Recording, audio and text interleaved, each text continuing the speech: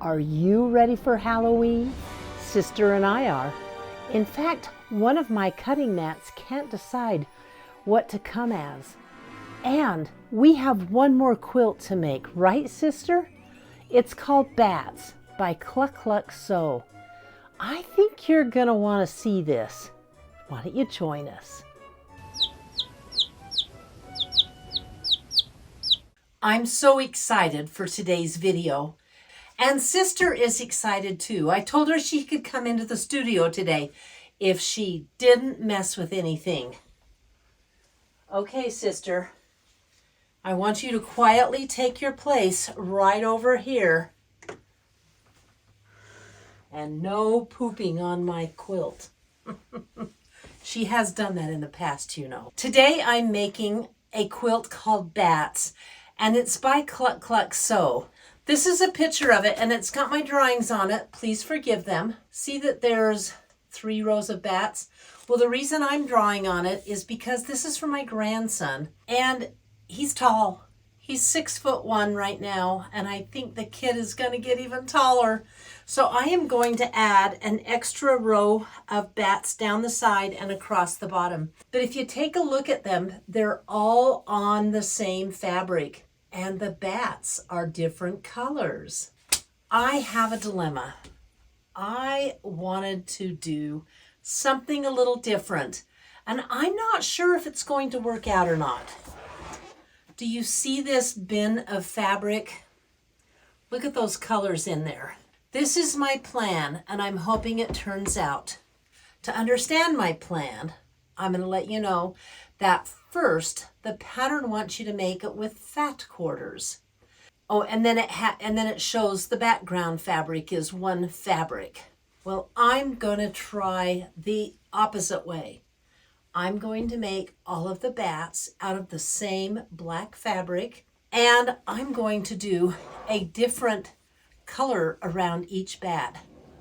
Now, this is where I got my color inspiration from. Let me unfold this fabric. Can you see that fabric?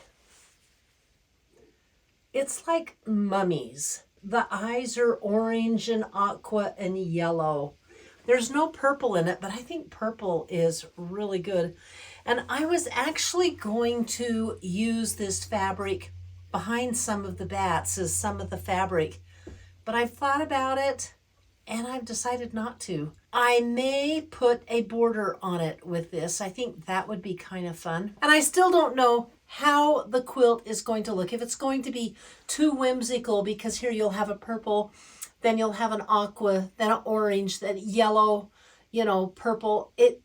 I just don't know if it's going to be too whimsical. But I am going to use this pattern. By the way, I texted my grandson 5 different bats, and this is the one that he selected. So good job, Cluck Cluck Sew. You appeal to the 16-year-old mind. I'd like to start, but I'm going to have to do some figuring out first. For instance, it says to use fat quarters to make the bats, and I want to cut them all out of black fabric. So the pattern you're going to see is going to have lots of writing on it, and I'm just going to cut out fabric for all of the black bats. That's where I'm going to start. I need 20 bats. By the way, I'm using a Bella Solid number 99. I'm cutting out enough for all 20 bat blocks. Basically, you just cut strips, it says here. So here I go, cutting strips.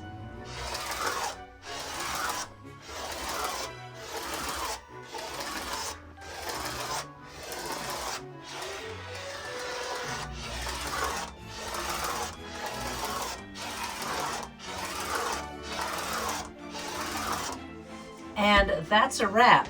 I have some subcutting to do, and I want to report on using the Caterpillar Flip and Fold mat. The 1-inch lines are easy to see. The 1/2-inch lines are lighter.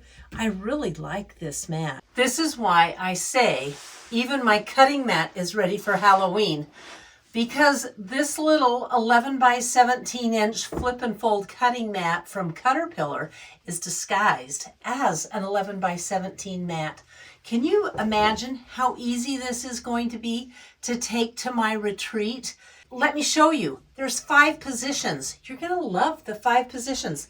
The first one, 17 by 11 inches. Then if you have these 2 puzzle tabs facing you, you take the one on the right and flip it over and look at this, 17 inches by 22 inches. Oh my goodness. Then I want you to take the entire cutting mat, flip it to the other side just like that, and open it like a book. Look at this.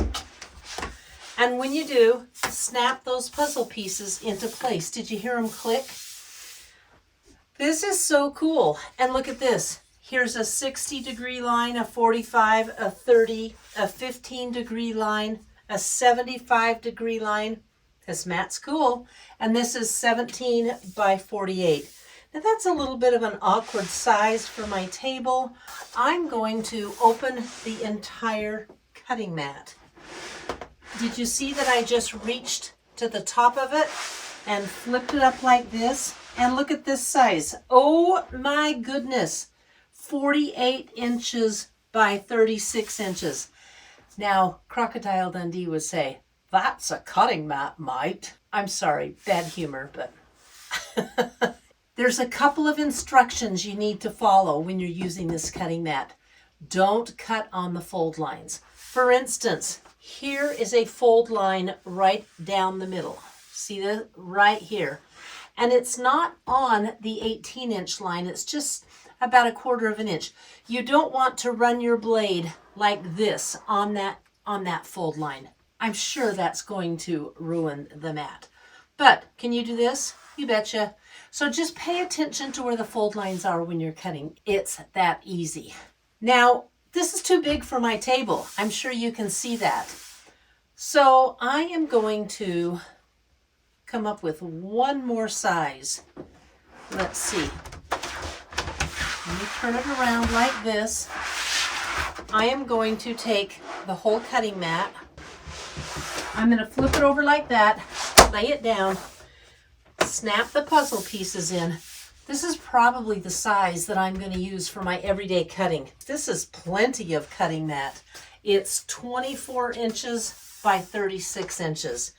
And again, the fold lines are easy to see. It doesn't take a genius. So this is position number 5.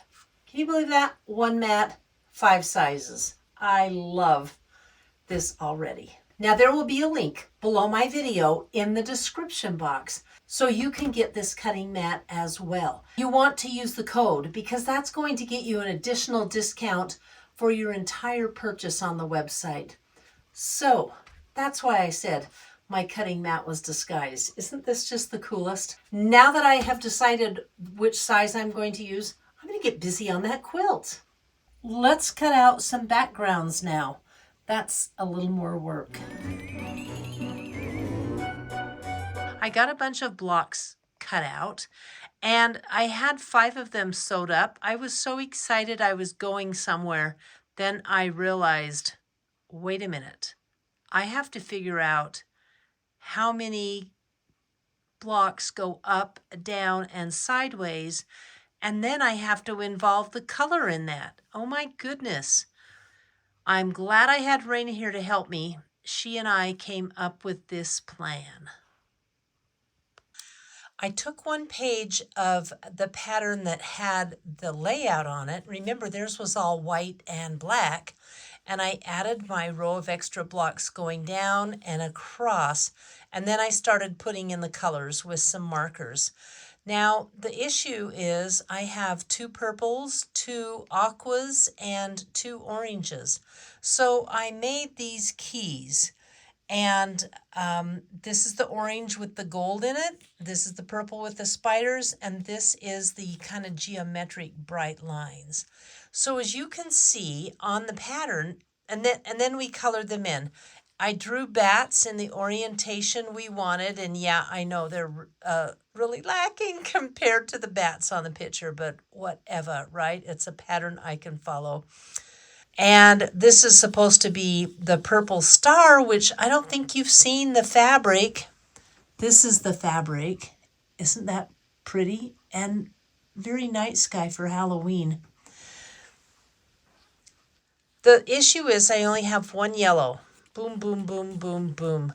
I may not have enough for all the yellows, so I may be going out. I have some other yellows that I could look at that I might involve, but I looked through my Halloween. I do not have one yellow in my Halloween. Can you believe it? Is yellow like not a Halloween color? Then I made a plan. I need to cut because I have all of these cut out, and this is what I need to cut. With this plan, I feel like I'm able to go on and make these blocks. And I have to tell you, this didn't occur to me until I started putting them up on the design wall. So that's how I came to this conclusion. I started putting my blocks up on the design wall and thought, oh my goodness, what is going on here? Where am I going to put all of these? And that's when we came up with our design plan. And also looking at the spider block with the bat on it, it's awfully dark, and the other purple is much lighter. The contrast will be better. So I'm definitely going to do 3 of the purple star and only 2 of the spiders on the purple. Besides that, spiders are just gross, and these are really gross spiders. Okay, back to sewing blocks. These blocks are so much fun to put together. At first they weren't. And I'm telling you this because I had an epiphany the other day. When I started quilting, I did not like putting together points. I did not like half square triangles. I did not like them Sam I Am. I didn't like them in a box. I didn't like them with a fox. Oh, stop. I won't go there. But anyway, I just didn't like them because I could never make the points go together. Well, if you follow April's story, you will notice that she is doing a half square triangle series. Every Monday, she puts out a video that has another way to make and or use a half square triangle. And she's making some really incredible blocks. She and I were talking on the phone the other night, and she said, you know, I'm kind of liking these half square triangles. And I just started laughing. You know why she's liking them? Because she's practicing them and getting better at them. And I think that's pretty cool. So here's my epiphany. I'm not really good at flying geese units. And I didn't like them for a really long time. Stayed right away from them. The same with half square triangles. You know what the difference between someone who likes them is and someone who doesn't is? Practice. How many have you made? Are you staying away from them like April's story has been forever? The reason I get such a kick out of saying this is because she likes to supersize everything. She likes to supersize it because it's fast and she gets that satisfaction. She gets that, what is it called? Not adrenaline. She gets that dopamine rush from it. Guess what? She's getting the same rush from making half square triangles. And it's thrilling me. We might see some smaller quilts out of her. In the meantime, I'm getting the same rush from making flying geese units, and I'm really liking them. In each one of these blocks, there's 5 flying geese units. I have a few tips I'm going to share with you in a minute on making a better flying geese. I think you'll like it. I'm going to blow the steam out of my Laura Star first. If you don't do that, you're going to end up having water spots. So I just blow it out. But when I iron these, I don't want to stretch them and push them with the iron. So what I'm doing is finger folding them over, giving them a shot of steam, and setting them aside. And something interesting you should know about working on a wool mat, the wool mat is holding the heat. It kind of irons from both sides. So when you lay it down and finger press it, Look at that. It kind of does something to it. It brings that heat into it.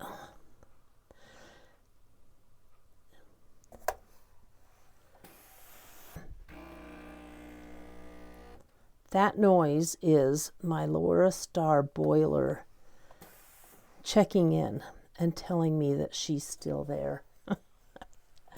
No, I don't know, but it's something in the boiler. And one more. So I love working with a wool mat. I love working with the Laura Star. And just for grins, because we can, let's give one more shot of steam to everything. Cool. See how flat that is? As a pancake, baby.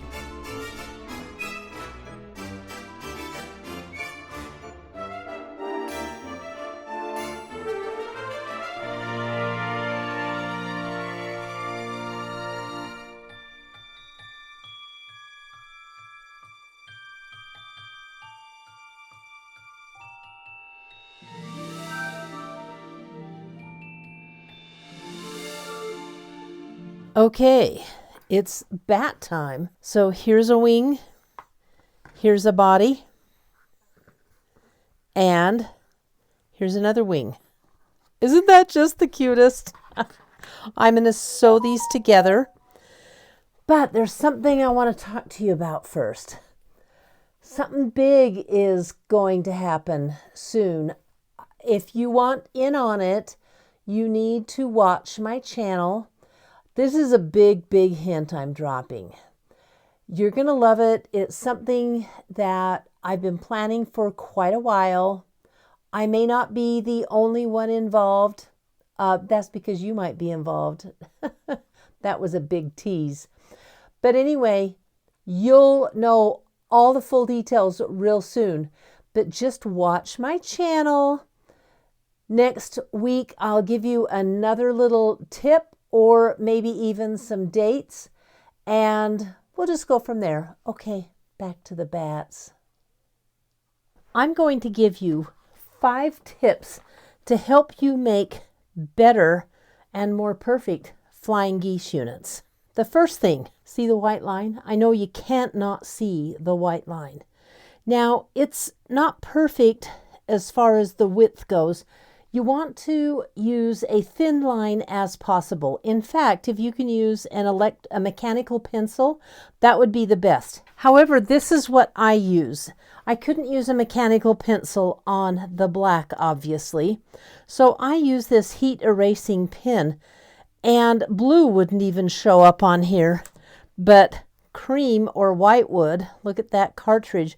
So I get these off of Amazon. I don't even know if they have a name other than heat erasable pens. They're this simple. See how nice they are to change?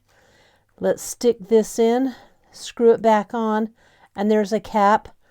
It also comes with several cartridges. You've got red, black, blue, cream, and white. I love them. And you get a boatload of these. You get 4 of these and a bunch of these for $11. I think it's a great price. I have a link below. The second thing I want to show you, I'm going to have to take my presser foot off. Let me show you the difference between a flat plate and one that is not flat. Now you're thinking this is flat. However, do you see this little tiny hole in it? Just room enough for one needle to come down. Most of the plates have got a little open thing that's open quite a bit.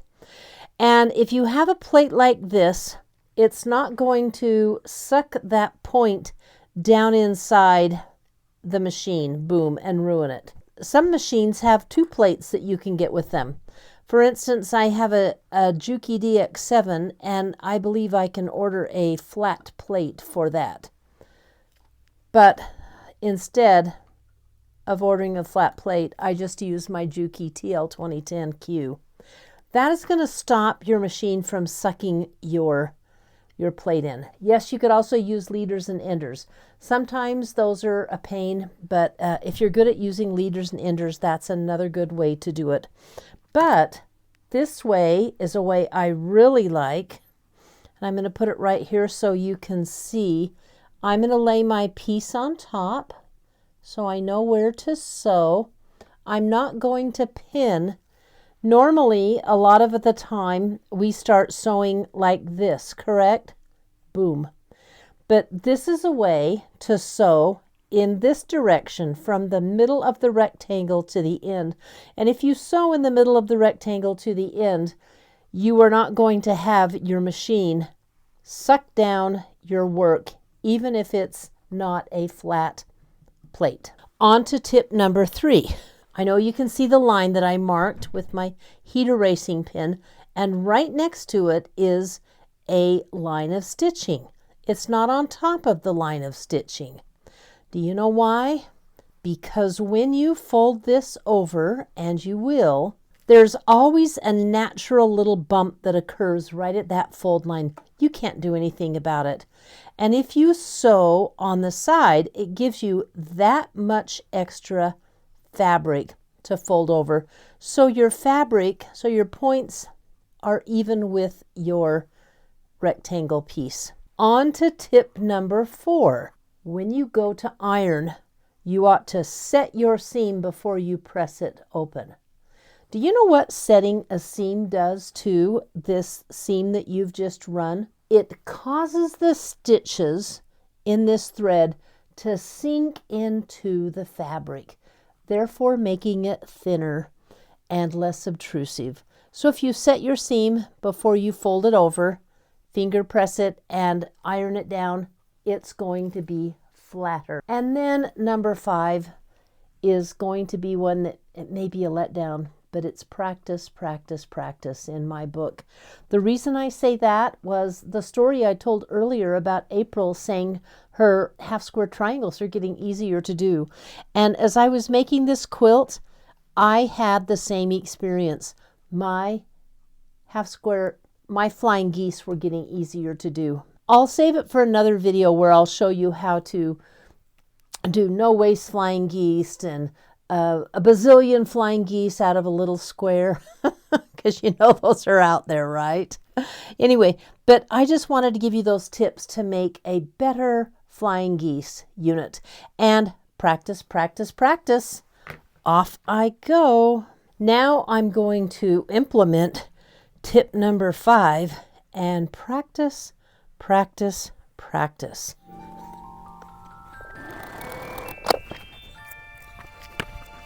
Now that I have my flock of geese done, we need to make some bat wings out of this. So I'm going to take 2 flying geese and put them together like this. I'm going to get out the pin. And I'm going to put my pin in right about 1/4 of an inch right next to the seam. I don't know if you can see it because it's on orange thread.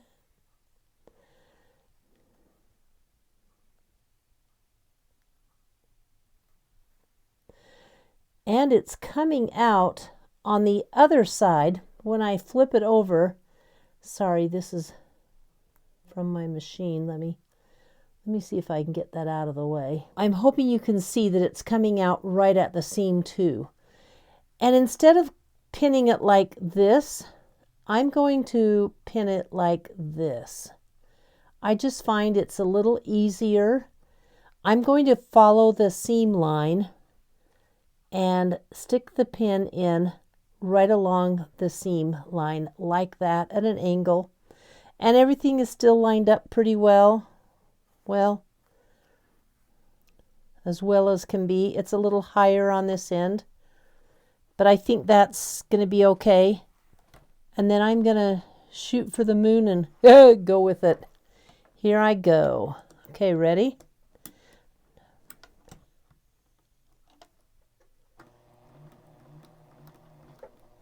I'm going to pull my pin out.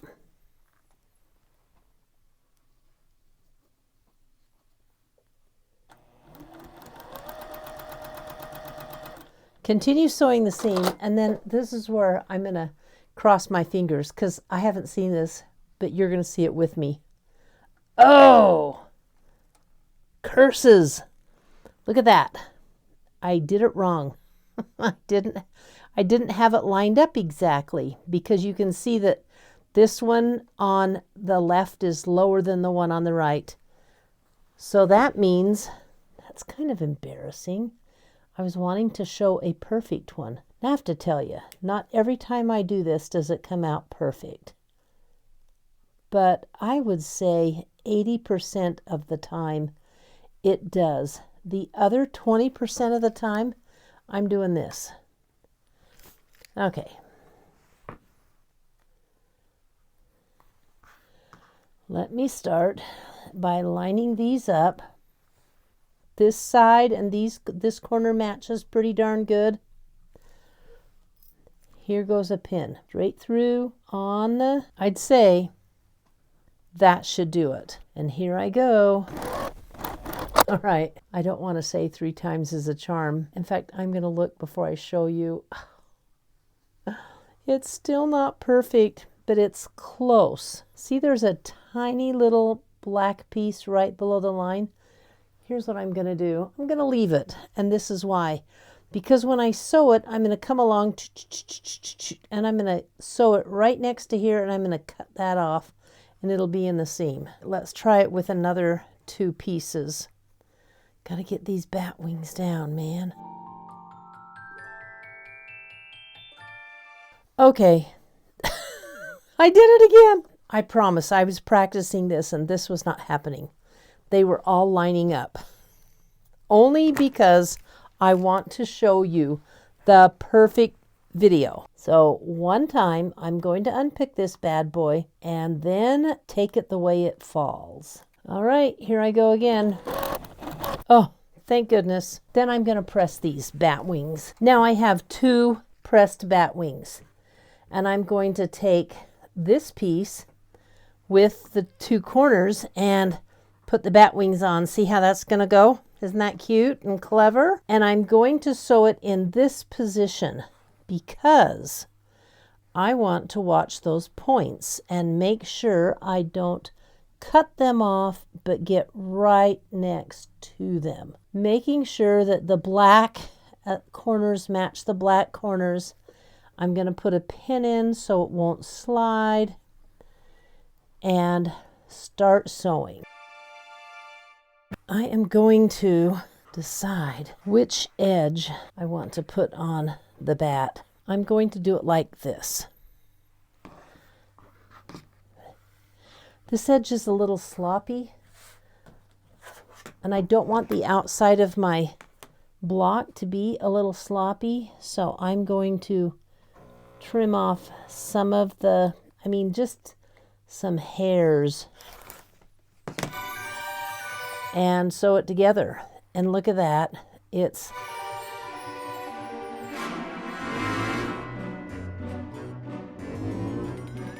Can you see what's happening here? If this is a little longer here at the top, but this is cut down a little, this is not exactly straight.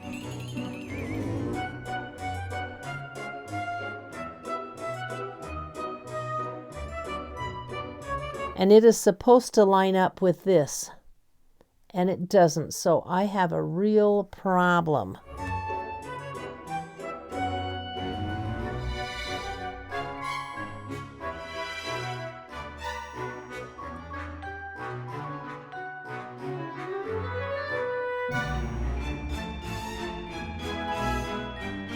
This came out so it doesn't match. It's taller at the top, isn't it?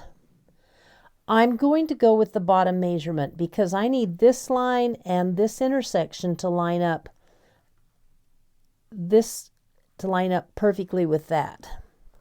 And we're just going to make shorter bat ears, and no one will notice we have shorter bat ears.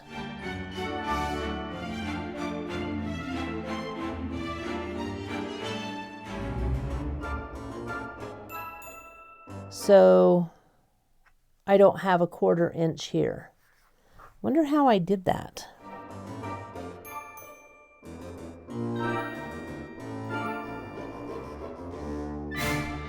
Let me show you my plan. I'm going to unpick the top and drop it 1/4 inch. So in the pattern, Some of the bats are flying straight up and down, high or low, and some of them are flying on the angle. And to do that, you just sew triangles on. Of course, the pattern tells you what size to cut the triangles. But I don't even pin these. I just place them so they're even and stitch away.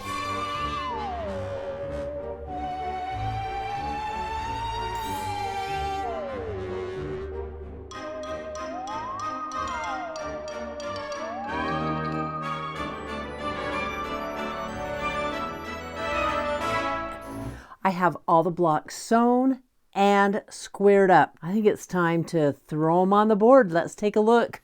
I'm still a little hesitant about the colors. I think it needs something else. I'll find something.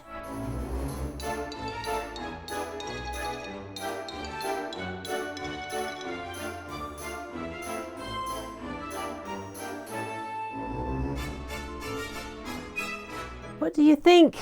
Here's my dilemma. This is the border fabric that I bought to go with it. I actually was going to make this one of the blocks. It just was not happening. I think what I'm going to do, after consulting with a couple of quilters, is put a thinner black border around it and then a thicker mummy border around it. And I'll bind it with black? I don't know, we'll see. I could bind it with a scrappy binding, but I'm not into the scrappy binding. Anyway, I need to make it big because it's for my 6'1", almost 6'2" grandson. And yeah, I need to put some length on it. I think a border would be fun. I'm going to go ahead and sew it together, try it out, and we'll see. I want to acknowledge a few of you viewers who've bought me cups of herb tea. Thank you, Mindy DeLone. I really appreciate the 3 cups you bought me. Then Vicky loved the faux binding video and bought me some tea. Thank you, Vicky. Liz, I appreciate you watching my videos as much as you appreciate me putting them out there. Thank you very much for the herb tea. And then Susan Anderton, thank you very much for the herb tea. And she uses my channel as a pick-me-up at the end of the day. This question came up several times after my faux binding video. And the question is, why is it faux or fake? Well, let me tell you. If you were going to sew one that was not faux or fake, I'm going to hold this up so you can see it here. You would sew your regular, the black represents the piping or the flange. You would sew that down on your quilt. And then after that, on top of it, you would sew your binding. Do you see how that looks? So there's 2 separate pieces and you sew them separately. That's how flanges or piping are supposed to work. The piping can have the cording in the middle or not. But this is a faux where it's attached to the binding. So the binding is the red piece and the faux is the blue piece. And they're actually attached in one. So that's why it's faux or fake. Does that make sense to you? I hope so. I ordered some new fabric this week that I wanted to share with you. I love Halloween, as you know, and I saw this come in. In fact, Blue Block ordered it. Yeah, the bats are the right saying, this is Rachel Hauer's Scaredy Cat line. Look at those bats. And they're a perfect houndstooth, or you should say houndsbat, right? And while I was getting it, this was also in the line. So I bought a yard of this. Oh, that's a rich black. Isn't that cool? But this one, they only had half a yard of at the store. I would love some more of this. If I see it, I'll get it somewhere else. But it's called Pet Cemetery. So isn't that darling with the little pets, with the little skeletons of the puppy dogs and kitty cats? And then there's headstones. It just makes me happy and laugh. And I wanted to share that with you. Also, this week we've been busy quilting, and a new customer came into the shop who found me from watching my videos. So I would like to say thank you to Diane Hutchins. And here she is saying hi to you. I also want to show you the marvelous quilt she pieced. Oh, it's so perfect. Hi, I'm in my shop with Diane Hutchins, and she's just about an hour away from me here in Idaho, right? Right. She's a customer and also a viewer. So Diane, thank you for watching my channel. I appreciate it. Thank you for having it. You're welcome. But look at the elephant in the room. Oh my goodness. Can you see this beautiful quilt that she's pieced? The fabric is by Lila Boutique, and was it her pattern also, or a motif pattern? Yeah. It's a beautiful Christmas sampler quilt, and she's trusting me to quilt it. I'm really excited to get my needle on this and quilt it up with holly. And then, you know what's going to happen? Diane, being very generous, is going to give it to the Festival of the Trees in Ontario, Oregon, for an auction. I think that is truly a spirit of giving, and what a great thing to do. You're awesome, Diane. Thank you. Okay, and Diane, thank you for coming to my shop and letting me quilt your quilt. I'm so excited to meet you. Oh, good. I've been watching your videos for a while. We've had a nice little visit, and I just wanted to show you this quilt. These are nice big blocks, and I have them laid out in order. There's only 4 blocks to a row, so I think it's going to be really slick to sew together, just a little bit time consuming because of the size. I never could have done it without my map. I'm glad that Raina and I got this laid out, so I'm going to keep this right here. Would you watch it, sister? Make sure I get it done in the right order, and I'm going to get going. I need 2 pieces of this border that are 75.5 because I'm going to go right down the 2 sides. I am going to measure them on my new cutting mat, just like this, with a few pins and this. So this is 36. 36 and 36 are 72, correct? So I'm going to stop and put a pin in right on that line, and then I'm going to slide this down, putting it right on the line, and put another pin in. That would be 72. I want 75.5. 4, 5. That's 3.5 inches that I need to add on. So I'm going to take this to the 3.5 inch mark. There we go. 1 border, number 2 border. I'm just going to give these a quick pin on. I have to tell you, all the work is in piecing the blocks. Sewing the blocks together, oh my gosh, I can't believe how fast it happened. Let's stretch this bad boy out. Oh, it's a perfect fit. That's so cool. It must be because I measured.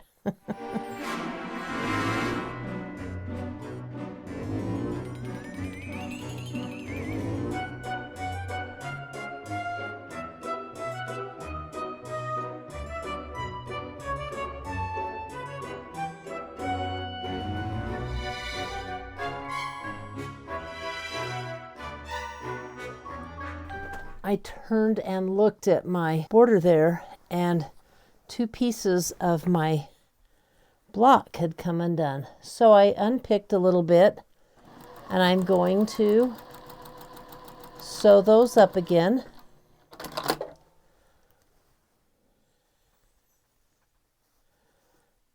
And then sew the border back on. All right, let me see how that looks now. Much better. Quick little repair that doesn't take any time at all and will make a huge difference in the quality of the quilt. I know these tops are 60 inches, 60.5 inches. What I'm going to do is verify that measurement, and I just added on to them a 2.5 inch piece. So let me measure up real quick.